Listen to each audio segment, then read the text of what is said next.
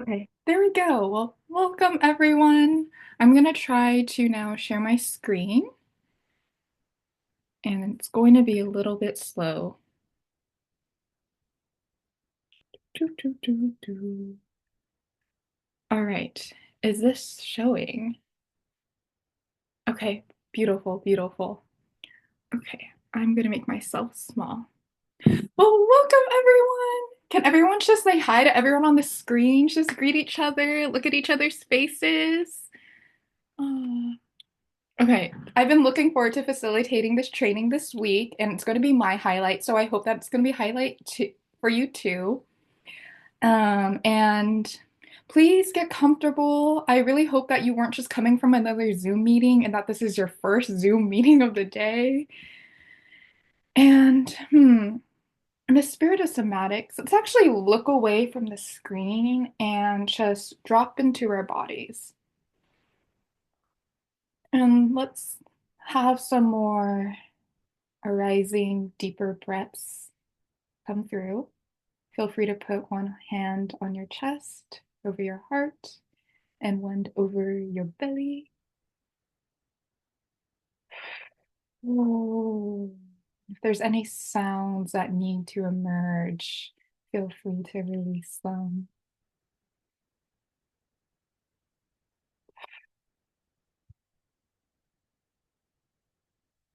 And while we're in this space, I encourage you to identify 3 to 5 distinct sounds around you. One of them is easy, it's my voice.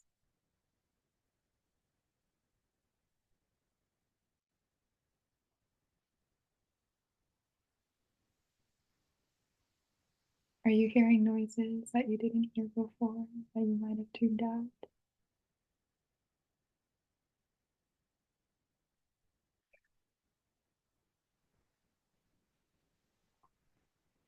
Beautiful. Now let's orient inwards. I want you to identify at least 3 different sensations you're feeling in your body.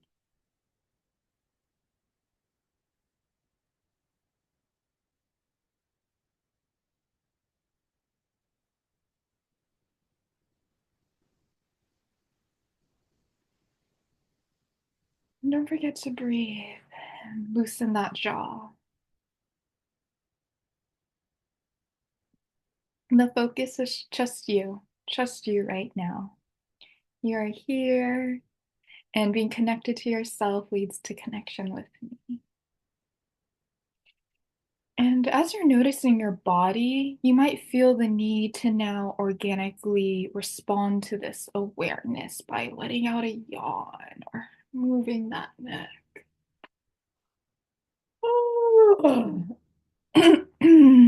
By stretching your arms,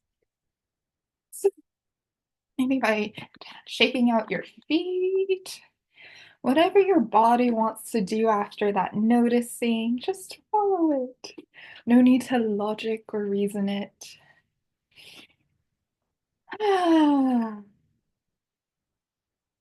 beautiful. I love seeing everyone tend to their bodies. Okay. And so I have a question for you that I want you to first do with your body, and then you'll type it into the chat. And my question for you is right now, as you're practicing listening to your body, what would make you comfortable and present right now? So, actually, I noticed my quads were sore, so I'm just going to stand and tend to myself. But we're going to take a moment just to do what you need to do for your body right now, whether it's stretch, just yawn, drink some tea. I challenge you to do whatever would make you feel good right now. There's no rush. And whenever you feel like you've done the thing, you could type it into the chat. But this is not a race. I encourage you to take your time.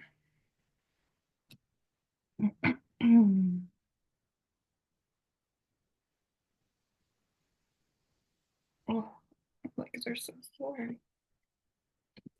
Oh. And I don't think I'm able to see the chat, so I'm just going to stop sharing my screen.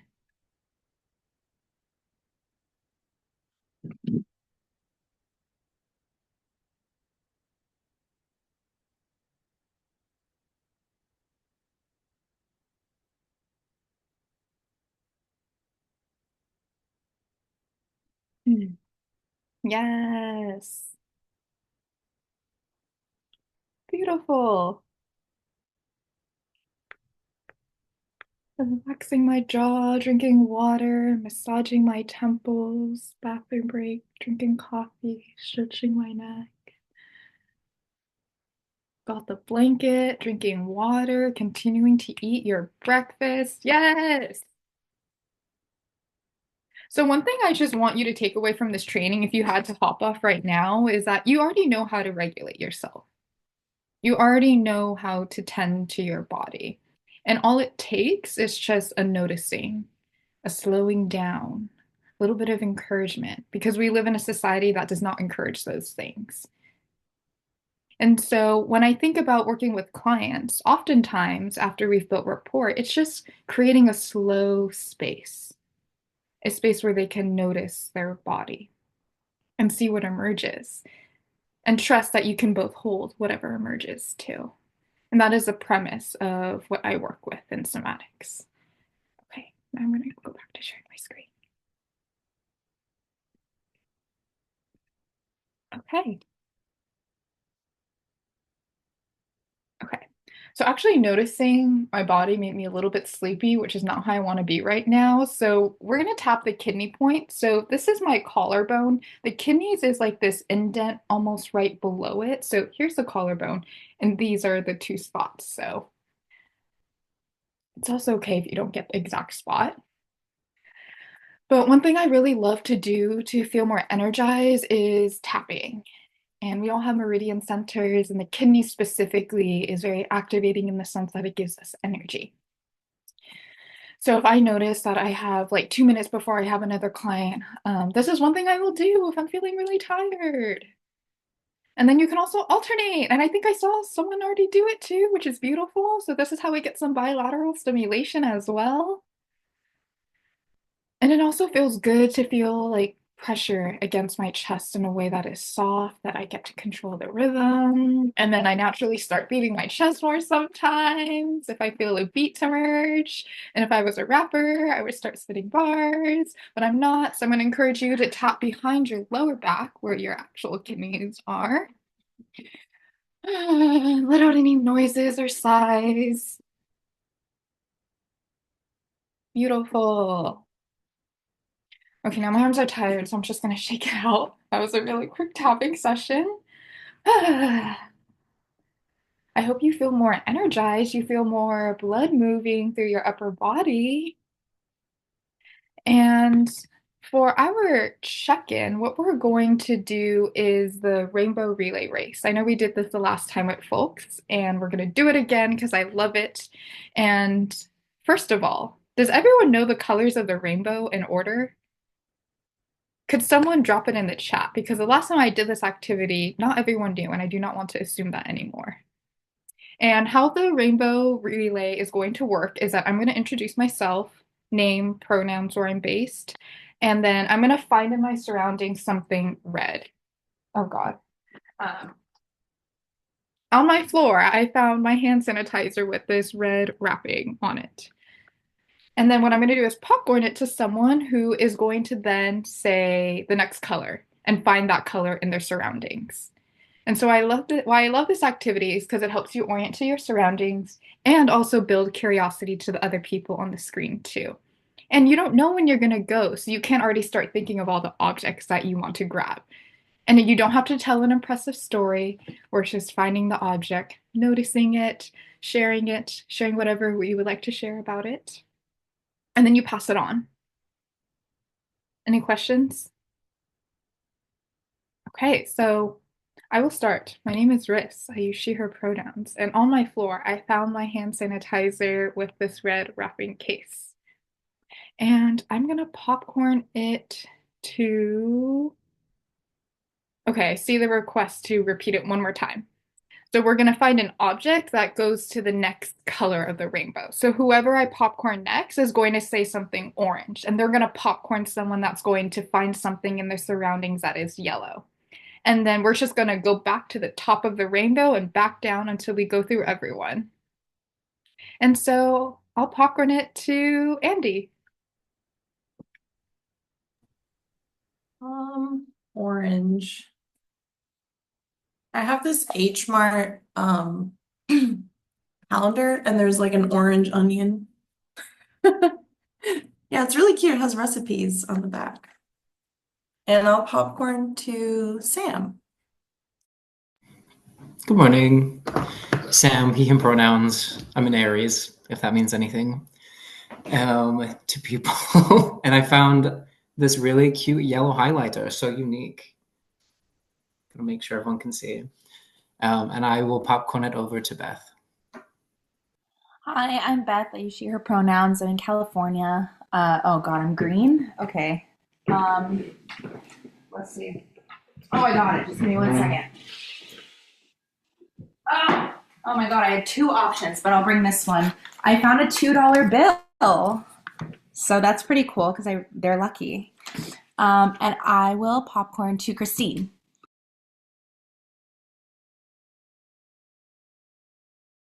Oh, hi, I'm Christine. I'm from Bay Area, California. And blue, I have a blue Sharpie. I will popcorn to Hannah.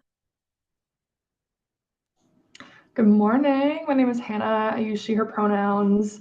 And here is a book that's got some like purpley indigo on the top here. Highly recommend also. I will popcorn to Jasmine. Hi, I'm Jasmine. I'm tuning in from San Diego, and I'm also Aries, so shout out to the other Aries. Um, Orange, right? We're an orange. This candy bar, orange. So I'll popcorn to Miana. Hi y'all, my name's Miana, she, her pronouns, and I'm yellow. Oh crap. Ooh, this is kind of yellow, but okay. My Winnie the Pooh little plushie for yellow. And then I'm going to popcorn to Guadalupe. Hi everyone, my name is Guadalupe, she, her pronouns, and located in the Bay Area. Green. So I have a green pen on my desk. So I'll pass it on to Rosa. Sorry, I'm like mid-chew. Hi, my name is Rosa. I use they, she pronouns, also in the Bay Area. And am I blue? I'm so bad at this. I have a blue water bottle on my desk. You can't see it, but I promise it's blue. It's like light blue. And then I will pass it to, is it Masumi? Yeah. Hi, I'm Masumi. They them pronouns also Bay Area and indigo. Yeah, I'd say my favorite pen is kind of indigo. Here on the tips. And I'll pass it to Tiffany. Hi, all. I had a snafu this for scheduling this morning, so I've been driving in during the start of this meeting, but I just arrived. Also in Berkeley, and I have a box of crayons, and we're on red, right? We'll pretend we're on red. I have a box of crayons because I'm a parent, and so you just always have crayons, and the top of it is red. And I think either everyone's gone or Christine has not gone. That's who I've been trying to track. Oh, I've gone already, but thank you. Sorry, my bad. It's okay. I think everyone has gone. And Tiffany, we were meant to end on you because it looks like you have a rainbow shirt.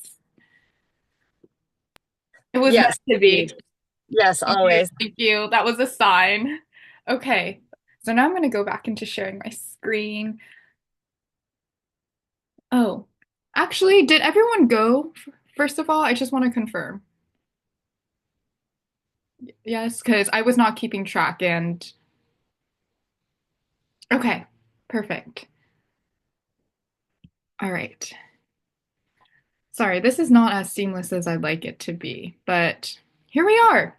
So this training is recorded. Some folks who can't attend this live session will be viewing the recording, And you might even watch the recording, which I totally recommend because I invite you to show up in a way where you're present, which may mean actually not taking notes or taking notes and just sitting back and relax too. And so I want you to know that you'll have access to the recording, you'll have access to the slides, and you don't need to get 100% everything from this training. In fact, in my experience as a trainer, I would rather you like lock in and take away one thing that you integrate rather than try to remember everything that I share in this training. Because the first is you try to get everything from the training is the energy of extraction. And I want you to be in the energy of presence, trust, and abundance, knowing that you'll pick up what you need here. And because this is a training, I know it can be exhausting to be present all of the time. So, like I said, if you have your camera on, thank you, shout out. And that helps me feel energized because I love people. But if you need to turn it off, I love you for doing that too. So, no need to keep it on the entire time. And one of my tricks for like being present is actually like imagining being present. And so let's say that you're like in between meetings and you're like doom scrolling, you're like, I don't want to be doing this right now. One thing you can do is actually just imagine what would it be like to lengthen my spine? And then you might actually notice your spine lengthen too. And I think that like imagining gets a bad rep within the education system through like dissociation. But I want to say when we hone in our imagination to work for us, it can help us bridge from one state to another. So, all that to say, if you find yourself just not being present, I encourage you to just take some deep breaths, like we did in the beginning, and see what arises and emerges. Okay. Also, for some reason, I can't see the chat. So if anyone wants to just cut me off, know that you're welcome to. And okay. So this is about me, and it's kind of long, and I don't really feel like talking about myself. So let me just see how I want to introduce myself.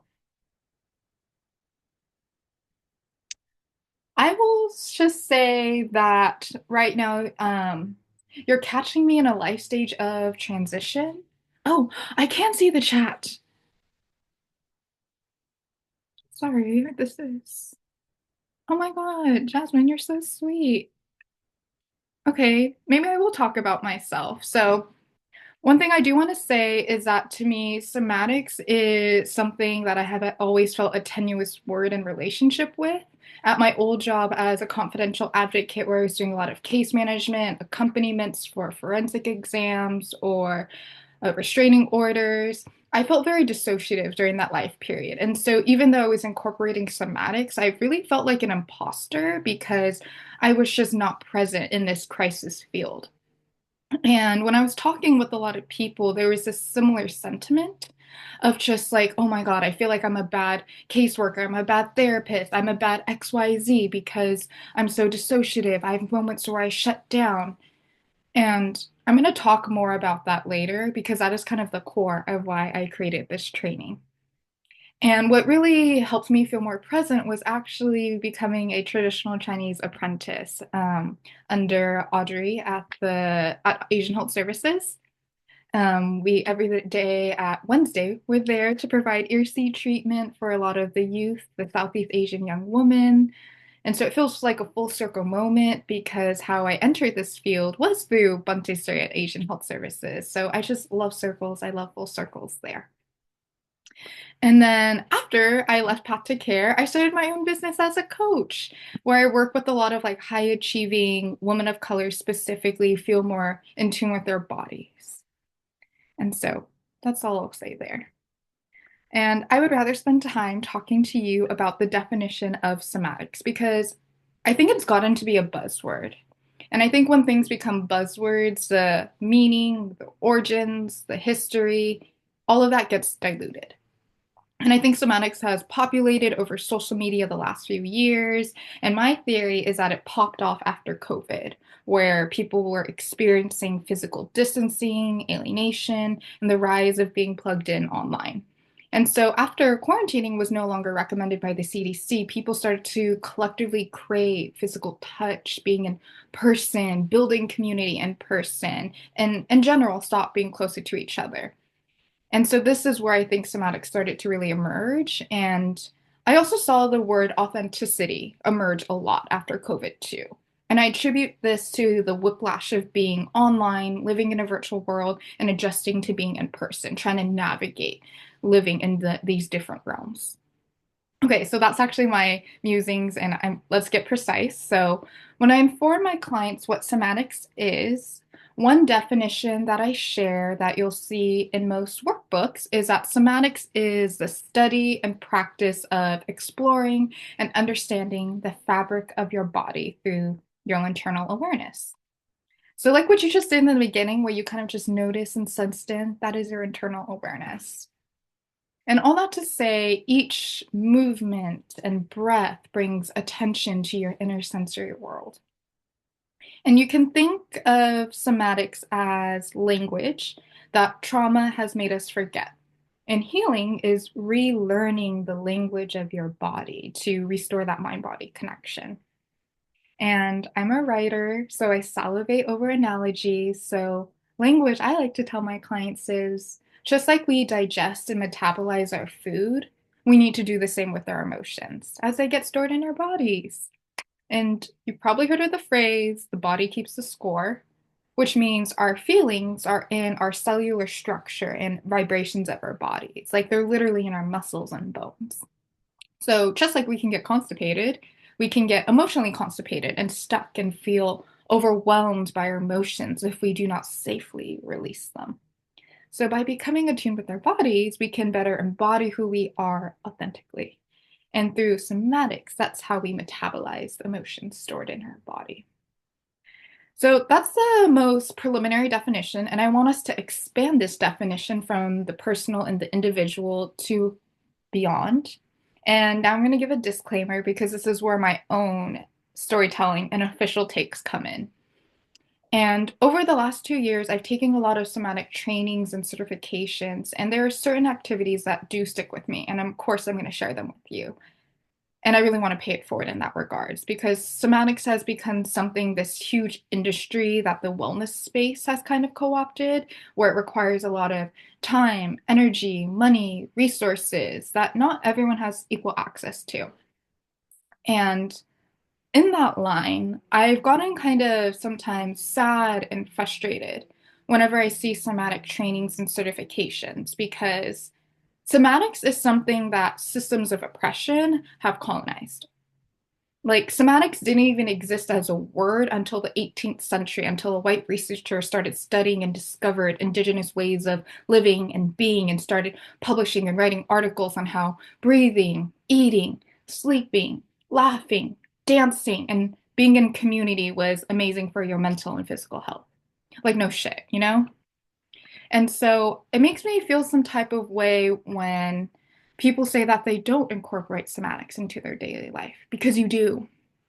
Like whenever you yawn, when you're tired, whenever you stretch your arms, whenever you sway back and forth, whenever you fidget, whenever you listen to your body, that is somatics. So I hope you claim this word because you don't need all the certifications and trainings to confidently say that you use somatics in your life.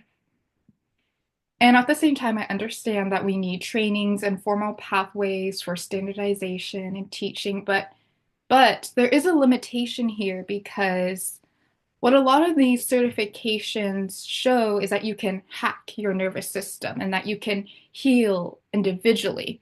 And just as much that this specific training is on learning different somatic techniques for yourself and for your clients, I also want us to stretch our definition of somatics to be rooted in community and organizing and history. Because just like we know that interpersonal violence exists, there is also systemic violence, right? And in that same coin, healing can be interpersonal and individual, but it also needs to be done relationally and in community. And most somatic trainings focused on the individual. And my fear is that with this really emerging industry built on teaching people how to regulate their own nervous system, that is the extent. And as we come home into our bodies, I hope that we can also find resourcing together with other people. Because for me, it wasn't necessarily in trainings or certifications that I have felt the most embodiment. It's always been in community and with other values-oriented people.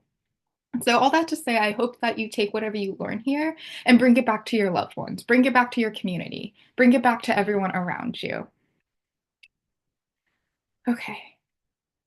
And so I'm getting distracted by the chat. Maybe I should just not look at the chat and trust that you'll cut me off if you want to say something. So all that to say, as you continue your journey in somatics, I hope that you find facilitators and trainers that are rooted in a social justice perspective, because you will find typically the most embodied approaches here. And I firmly believe that somatics is great for supporting our individual selves through regulation, through befriending our nervous system. And I believe that if we want to live in a world where everyone's dignity is respected, then whoever is a somatic facilitator or trainer must also believe in liberation. And we cannot shy away from the word liberation. Like, there is a reason why people of color, people of colonized backgrounds have shorter lifespans and more adverse childhood outcomes. And that's rooted in colonization and imperialism. So simply learning somatics is not enough. And so that's kind of how I want to set the foundation for this training. And I also want to be intentional about the language that I'm using here. I don't call myself a somatic facilitator, or I don't call the rest sessions I facilitate somatic healing sessions. I intentionally call myself a somatic facilitator, and I work with clients to practice somatics together. And I'll share a story that kind of embodies this principle why. When I first started my traditional Chinese medicine apprenticeship under Audrey, who is an acupuncturist that I attribute so much of my spiritual healing to, she told me she doesn't describe herself as a healer because of her empowerment-based approach, where she wants clients to realize the healer in themselves. And most of our clients come from under-resourced communities and families, and so she sees her role to share and facilitate somatic coping skills, spaces, and containers so that way they can develop and integrate these skills into their own lives to be able to self-regulate and self-soothe. And our role as somatic facilitators is to practice somatics with them, to build this familiarity and titrate in these experiences in culturally relevant ways to build new patterns, which is why we use the terms somatic practicing and somatic facilitation. You might also see the word somatic experiencing out there too. And one thing she told me is that she never promises any survivor or client that she works with that they will find a session healing or therapeutic, especially if it is their first session and they have a history of complex developmental trauma, because oftentimes experiencing and practicing somatics or coming back into the body can feel more triggering and ugly before it starts to get better and feel healing. And so I'll talk more about that later on. And now I want to get back to what I was saying before, where there is a sense of feeling like an imposter, feeling disembodiment throughout your day that I've noticed in myself and many other folks in the helping professions feel. And so if you've ever felt like, oh my God, I'm a bad coach, I'm a bad direct service provider, I'm a bad therapist because I have these moments, like, feel free to share in the chat. You can even just drop in an emoji. If you've ever felt like you're a hypocrite, introducing yourself, facilitating somatics, if you've felt so caught up in paralysis analysis with executive dysfunction, if you experience any of those things, like, I just want to validate them. Like, it's normal to not have your shit together. And I forget who wrote about this, but someone wrote that capitalism will always produce contradictions, because the system fundamentally requires us to dehumanize ourselves and dissociate to be working 40 hours a week constantly throughout our entire lifetime. And I really believe that sometimes the most humane jobs, like the work of therapy, coaching, and whatnot, can be the most dehumanizing. Like, when I was working as a teacher, I felt like we were seeing the students as numbers. When I was working as a crisis advocate, I was like, I feel like we're seeing our clients as numbers. And part of that is because hearing 4 to 8 cases of domestic violence and stalking every day is not normal. So, of course, I was so zoned out in between clients and after work, right? And so, as much as you are a values oriented, community driven, and high capacity giver, of course, you're also going to have moments that you feel disconnected and where you are zoned out. And that is normal and part of what it's like to live in these systems. So, I don't want you to feel like you have to hold yourself to this superhuman standard.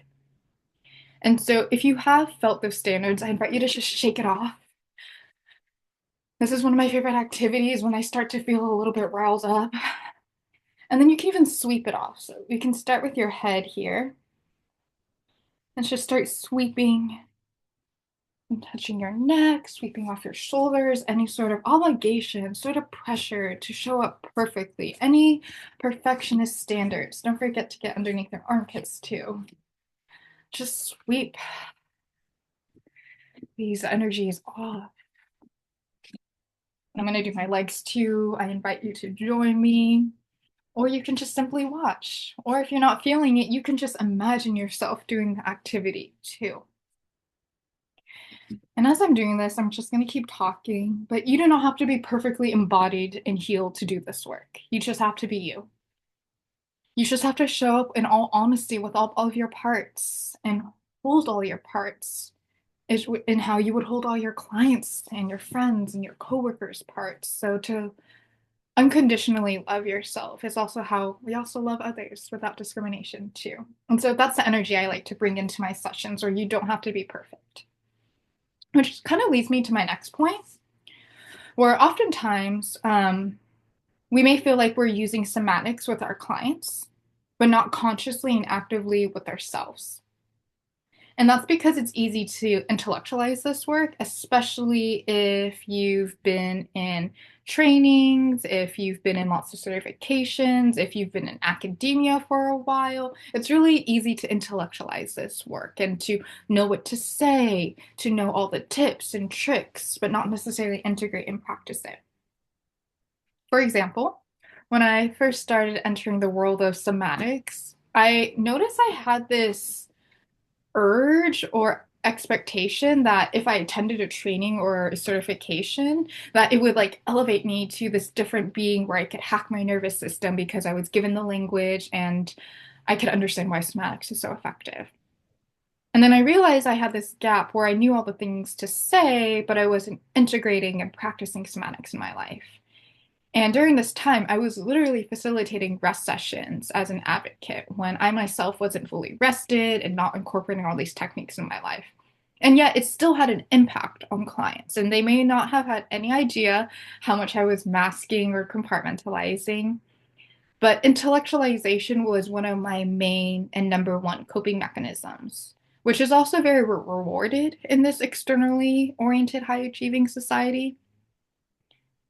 And I say this with all honesty because it wasn't until my crisis job ended and when I started centering play, inner child work, doing improv and theater and focusing on creativity and it wasn't until I started taking herbs did I start feeling this internal shift where that disembodiment wasn't as strong. And that took 2 intentional years for that to happen. And that is part of my healing journey. And I say this because we all have ebbs and flows where things don't feel aligned. And that is part of our story. And healing isn't linear, as we all know. And so that non-linearness is what makes us human and drawn to each other. So I hope you don't feel any sort of contraction or like I have to be perfectly embodied in order to be able to be a really effective therapist or coach or XYZ. That's my second point. And then, well, that's like more 1B. But now my second point is people can spend a lot of money and time on trainings and certifications. And whether they've attended 1 or 100, I also know that does not equate to learning and integrating all of the lessons, right? And so what I hope for you is that you run with one activity, whether it's the kidney tapping, whether it's a shaking, and you just integrate it into your life. And so I've been yapping a lot, so we're going to do some joyful movement, and I'm going to stop sharing because I want to see people's faces. Okay. So first of all, we're going to do some joyful movement. And the first one is the YMCA. Hello, everyone. It's so good to see you all. So everyone knows the YMCA. And I'm giving myself, I feel so cringy as I'm doing this, but it's fun. I'm going to shake it off. So what we're going to do is roll your shoulders up in a dramatic Y. And then you're going to come down and curl inwards for the M. And you're going to tilt to the side and kind of stretch that lower back. And then shoot up. Feel your fingertips go all the way up as if you're a puppet being drawn up. And then release down in a way that feels delicious for you. Shapes of joy. So we're just going to do that 3 more times at your own pace. So you can follow along with me. Go at your own pace. Don't forget to go all the way down and tilt to the side.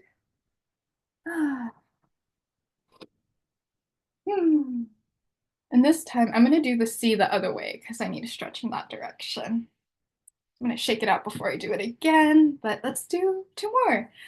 So the Y, M goes down, C to the side. And feel that stretch right here.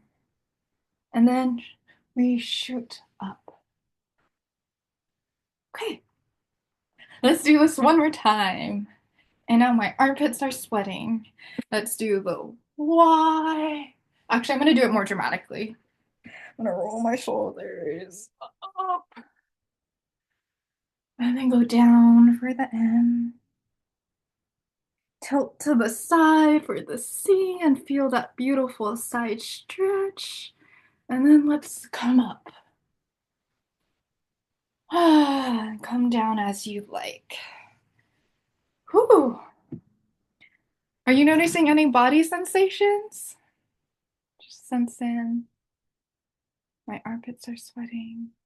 My legs feel warm. I encourage you to type in the chat what you're noticing in your body.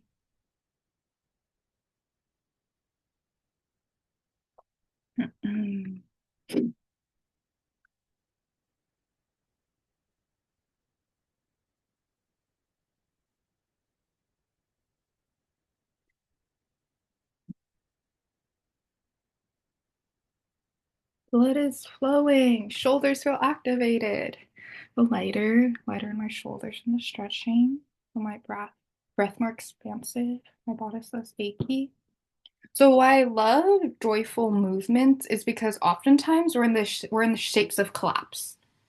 Like we're literally like shrimps clacking away at a keyboard, you know? Oftentimes it's like tunnel vision when we go to the grocery store. And so when we do these movements, we are expanding. And that's why just doing this one activity where you just put your arms behind you and you shoot out your chest can feel really good too. So that's another offering to do as well. And let's do another joyful movement. So I'm going to ask you to rotate one arm forward.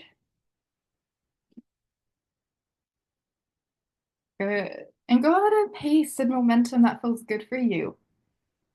You might want to switch it up and go really fast, but be careful not to hit yourself. One time I was doing this live and I knocked off my glasses, and that was so humbling, so I don't do that anymore. And now we're going to rotate your other arm forward and just drop that arm you were doing. Good. And now do it slower. Really feel that shoulder joint right there. Nice. Okay, pause. Shake it out. Now what we're going to do is one arm forward again. The original one. And then now you're going to try to do the other one backwards as the other one is coming forward too. Wow, some of you are really doing it so easily. That's impressive. Okay, I think I got it. Good. Okay, now, you know what we're going to do? We're going to rotate the other sides. So whatever arm was going forward is now going to go backwards and the reverse. Yes.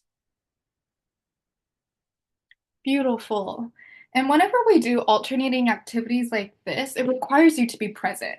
Like you're not thinking about ideally what email you have to check right now, right? Like you're like, oh my God, I need to be using both sides of my brain right now.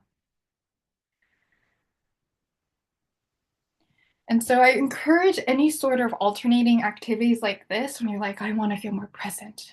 I want to feel more focused. And naturally, I'm feeling like more heat in my upper body area. I'm like, oh my God, I wish I was wearing a tank top. Beautiful. Whew, that made me work up a sweat. So there's already two things that you can do with yourself, with clients. Beautiful. Okay, now let's go back to sharing my screen. Okay, let me enlarge. Okay, now let's do our more joyful movements. Oh, I'm gonna just stop sharing my screen because I don't want that. So what we're gonna do is we're gonna do some wrist dances. So what that means is you're just gonna take your wrists and just move them in ways that feel joyful to you. Good. And now I encourage you to orient your body to the side and continue doing some wrist dances. And I encourage you to change the velocity, the movement, the texture. Be dramatic if you'd like. And you might feel your other parts of your body moving. Good. And now we're going to do some elbow dances. This one doesn't feel as flowy to me as the wrist dance.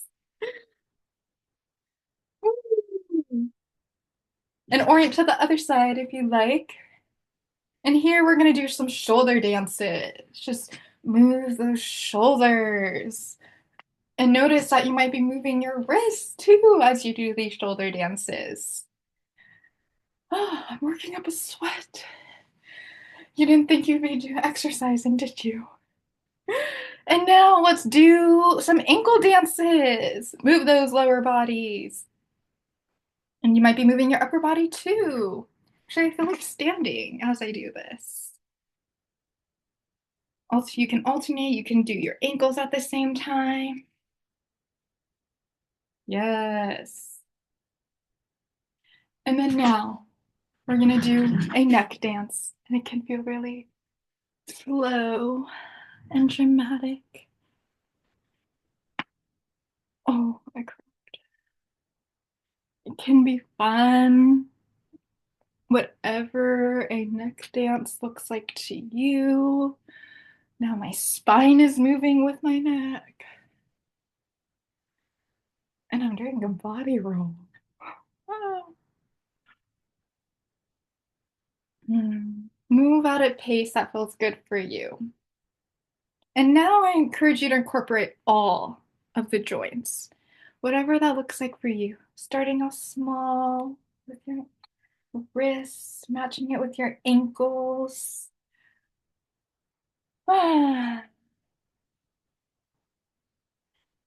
This is something I will definitely do in between sessions with clients if I feel this like, oh, this charge, this energy, and I need some joy. You'll see me doing dancing. And so just like I hope you claim the word somatics, I hope you claim the word dancing. Like you don't need to be a trained dancer to move your body. All you need to do is move your limbs. Okay, so that was dancing for our joyful movement. And now we're going to do more of the alternating activities. No, actually, I take it back. We're going to do one more joyful movement. So we're going to make a figure 8 with your hands. You're going to clasp them together. I'm going to do some figure 8 motions. And now I encourage you to look up and do a figure 8. To the side, one direction. Go low, do a figure 8 below. And slowly turn around and do a figure 8. I don't know if that's possible with my big ass chair, so I'm gonna fake it. And go to the other side. And these are orientation techniques. And so as you're doing the figure eight, I encourage you to find the colors of the rainbow around you.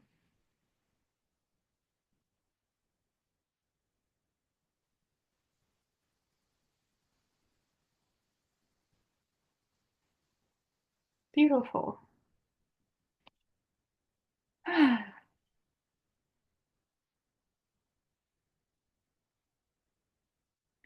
What sensations are you noticing in your body? I encourage you to type it into the chat or just to notice internally.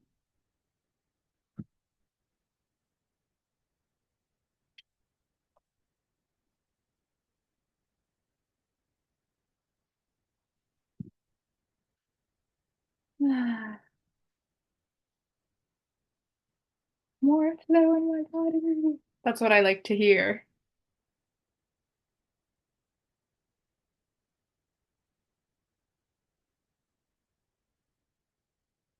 Yes. Mm. I hope you get in dancing or run today, Rosa. Perfect.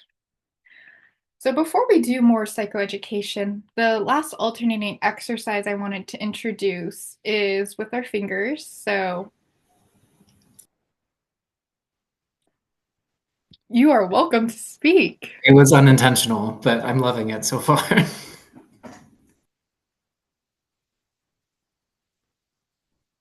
Everyone send love to Andy on their finals. And I'm like sweating, y'all. So we're going to do this activity sitting. And what we're going to do is we're going to have our hands out. And what we're going to do is alternate. So one hand is going to be a thumbs up, and the other hand is going to be pointing out. And you're going to try to switch. And when you think you've got the hang of it, you're going to go faster.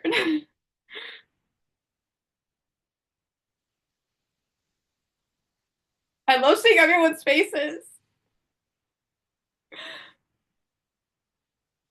Yeah.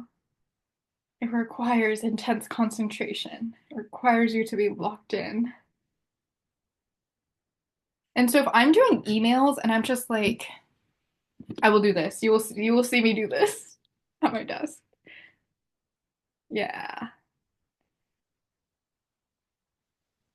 And so if you're the type of person that loves homework, I encourage you to find out what are some other alternating activities that you can use with your body.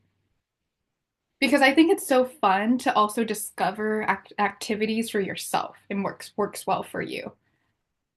And so I'll send my email at the end, but if you ever feel like you're coming up with that somatic activities, please share that with me. That is so beautiful. And this is part of also how you can co-create somatics with your clients too. So actually, one of my sister and I on Zoom, when we're co-working and we need to take a break from the Pomodoro method, we'll start doing this with each other and we'll see who fucks it up first. And that's just like one way we bring like play and silliness into our lives too. Just so important. Okay, now I must go back to sharing my screen. And let's do a water break too. Or a tea break. Okay.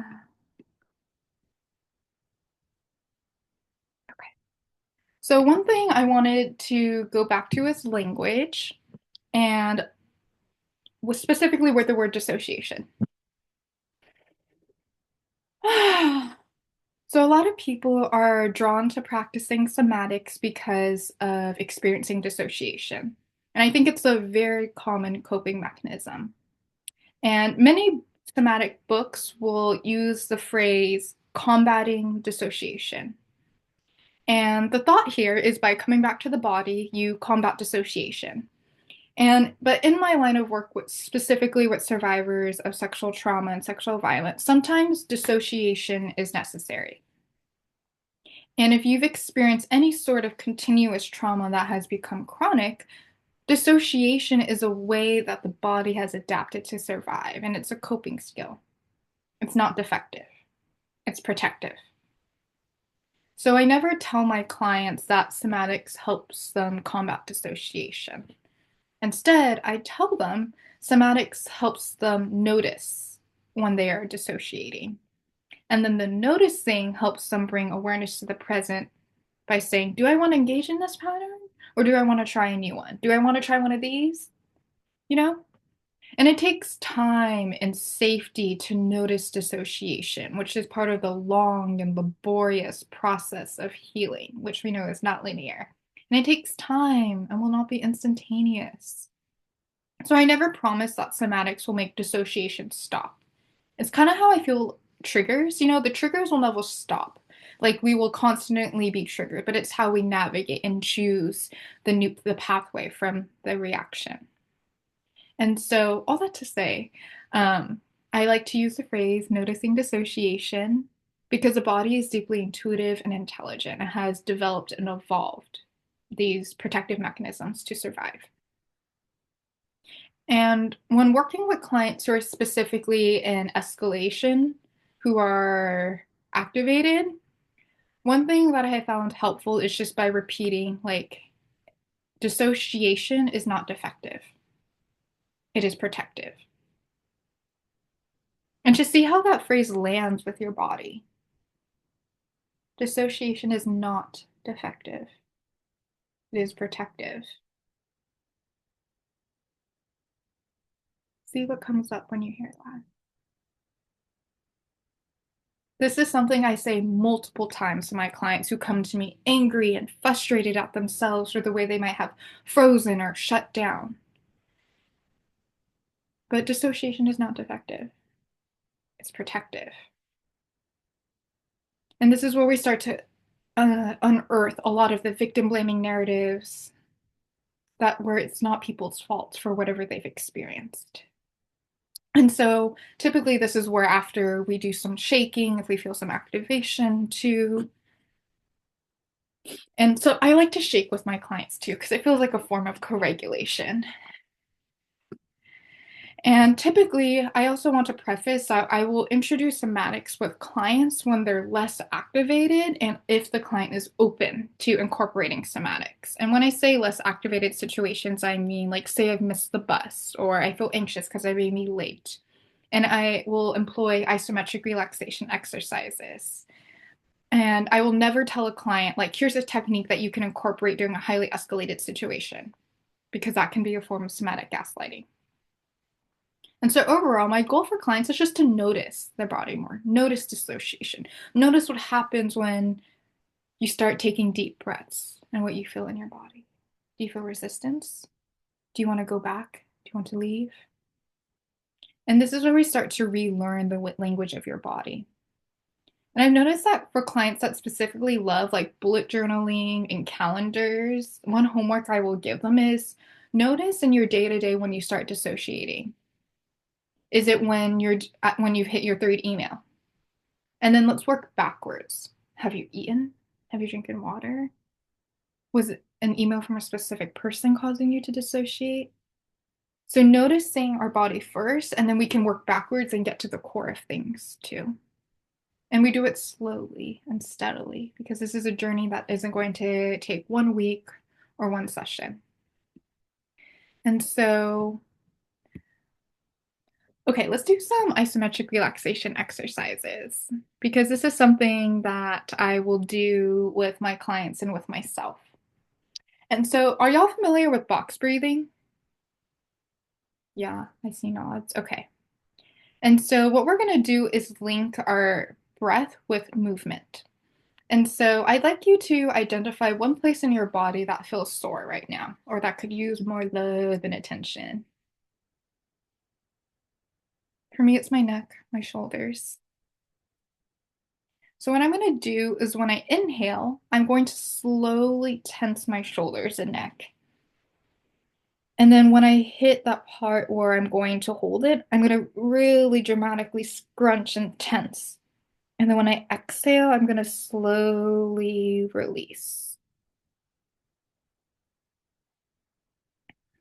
Whew.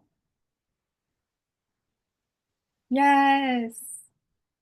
Yes, Christine. So let's do that 2 more times within, you can do a different area.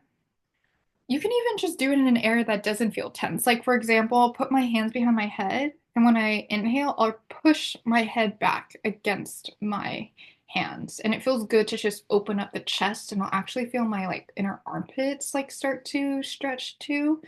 And then I'll hold it and then slowly release. And start dancing if you'd like.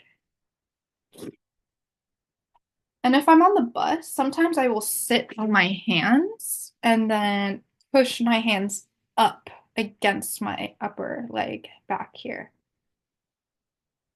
And slowly release. And so, what I encourage you to do right now is to just figure out your own isometric relaxation exercise. And maybe that's just doing the same thing with your shoulders, but I encourage you to take the next few minutes to just really try it out and build those repetitions in. And the key is to do the exhale slowly. Because we internalize a lot of tension, but we don't naturally release it as much. And that's why this activity is so powerful. It seems so simple, but I encourage you to take until we take the next 2 minutes to just really focus on exploring different isometric relaxation techniques through different parts of your body. Yeah? Cool.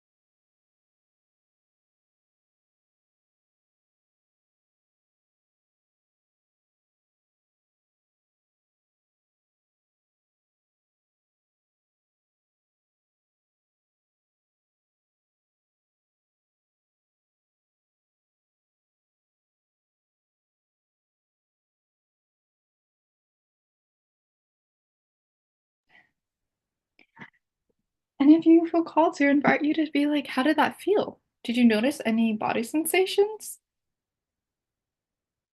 My armpits started sweating again.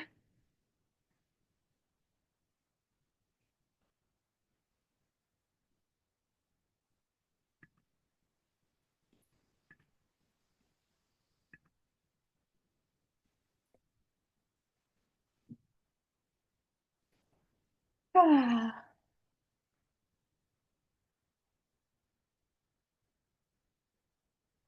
And if you're back, I invite you to just emote a reaction. Just want to make sure everyone is back. Or to drop you're here in the chat. Give me a thumbs up. Beautiful. Okay. And so in the Google forum, I did see a lot of questions about anger. How to use somatics to deal with anger. And I will use an isometric relaxation exercise where I will scrunch my face like an angry chipmunk and then I will release it. And this is something I do when I feel irritated, when I feel angry. And typically when I'm feeling those emotions, the release is really quick. Like it's like, ah. And then that's how I know I need to do several repetitions of that. So we're not going to do trauma reprocessing right now where I'm going to make you think about something angry and I'm going to do it. I just invite you to try on this activity where you inhale with your face and you might feel the rest of your body want to match that too. And then hold it really dramatically at the top of that inhale. And slowly release. Yeah, let's just do that one more time for good measure. I'm gonna slowly inhale, make an angry face, really scrunch that nose, the eyebrows, and slowly release. And invite you to look up as you release. Beautiful. And then when you're doing this on your own, I invite you to like growl and make some like angry noises and to release those sounds. And to me, sounds are really important because if I had to give you the most expansive definition of somatics that is rooted in ancestral healing, which is the newest chapter of my life I'm exploring, I want you to posit somatics as a way of channeling your ancestors' ancient technologies instead of something to be discovered. Like our ancestors didn't have ChatGPT. Instead, they had the three S's to cope and regulate and support themselves, which is solitude, storytelling, and sounds or singing. And these three S's are things that I've been really sitting on recently. And I'm going to be writing a Substack article because it's its own whole thing. But to be really brief, solitude is being by yourself and still feeling deeply connected to both other humans and other life forms and feeling connection to the land, to animals, to your ancestors. And storytelling is often through the oral, through the mouth, where it's passing on information, gossip, acting things out, improv, theater, you name it. And there's a lot of culture in how there's a lot of, no, I'm saying that wrong. Story shape culture. And it's also how we protect ourselves and preserve knowledge. And so when you tell stories, I invite you to do it in a way where you're doing it with your body too. And the last one is sounds, whether that's making a sound of distaste when you eat something you don't like, or by singing with other people, or just humming. Or think about when you're at a protest and you hear the beat of the drums and how powerful and activating it is. And so, one thing I want you to take away from this training is how can you deepen your relationship with all three of these things? How can you deepen your relationship with solitude, with storytelling, with sounds? Because we tend to internalize these things. We tend to internalize the stories, we don't share them, we tend to not make sounds. And I think about how modern technology and standardization has made us lose these ancient technologies, where we're unable to be by ourselves, and we live in the era of high rates of loneliness, with people constantly plugged in online as a way of distraction and numbing and yearning. And with storytelling, we really don't, we see the heralding of the written word over the oral. And with sounds and singing, we live in an education system where students are only encouraged to be rigid and only voice themselves in certain situations. So I would encourage you to explore ways to tap into all three of these areas. And my homework for you is like, how can you enjoy your solitude and feel connected to yourself? It might be through actually singing or sharing your story and acting it out in the mirror. And so for sounds, this is one part of non-activating breath work where when you exhale, you can make any of these four different sounds. You go, ooh. This has really helped me with the solitude aspect too. And because you're getting the slides, there's actually so much more that I have to share with you all. There's like contralateral movements. There's these different exercises. Oh, I should actually demonstrate what the 5, 4, 3, 2, 1 exercise is. So if you want to try it on with me, you can stand up too. I actually prefer this exercise standing up, and I have to move my chair so I don't kick it.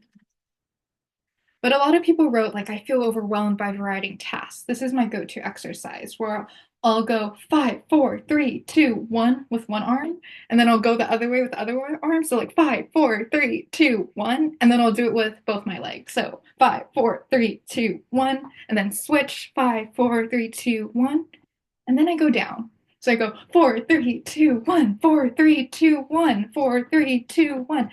4, 3, 2, 1. And then I keep going down until I go 1, 1, 1, 1.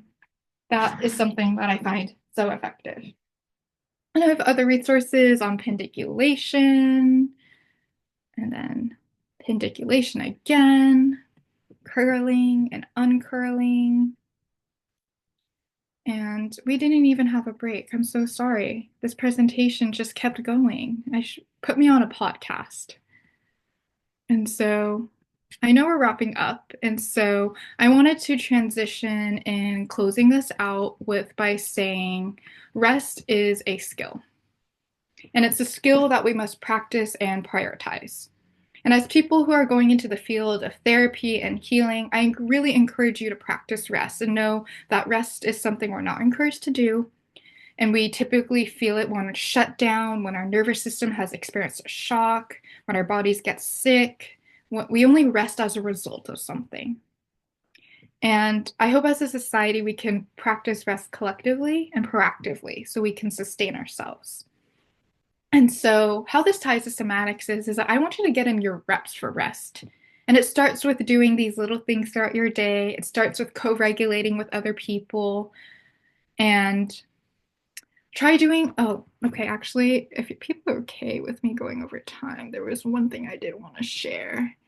And I just need to find my slides for it.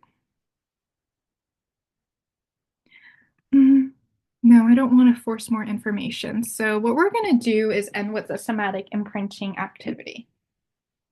And so I encourage you to turn your camera on, but look away from the Zoom. So spot some non-moving object in front of you.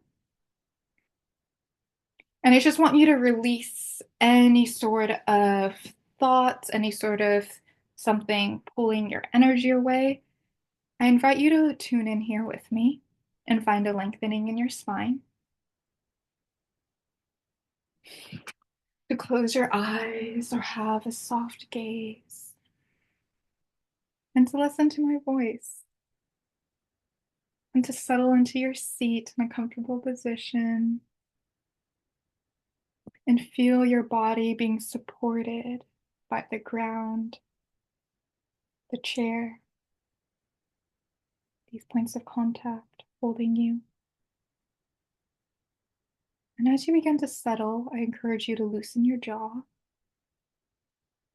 to even stick out your tongue. And notice a wave of your internal rhythm with the rising and the falling of your breath. I invite you to start rocking back and forth. Might be side to side. It might be forwards and backwards.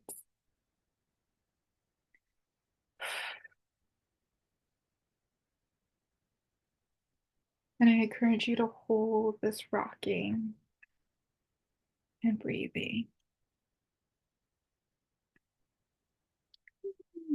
Beautiful. And I want you to now feel your heartbeat by placing one hand over your heart.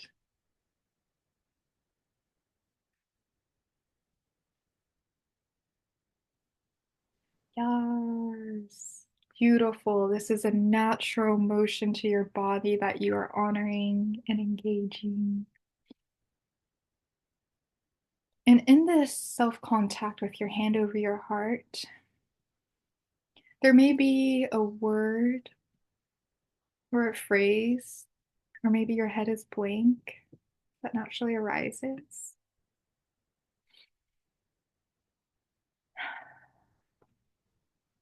And I want you to slowly move your hands to be cupped in front of you. You might be looking down at your cupped hands. And I want you to speak into your hands. You will be okay. You made it. You're safe here. You're amazing. You're inspiring. And I will practice rest. Cup those hands and bring them to your chest. Don't sway as you'd like. And now I invite you to expand your hands outward to everyone in the screen and just share an affirmation or a thought with everyone here. Ah, so delightful. Soak it in. Just look at everyone's faces. Take some time to just really see everyone on this screen.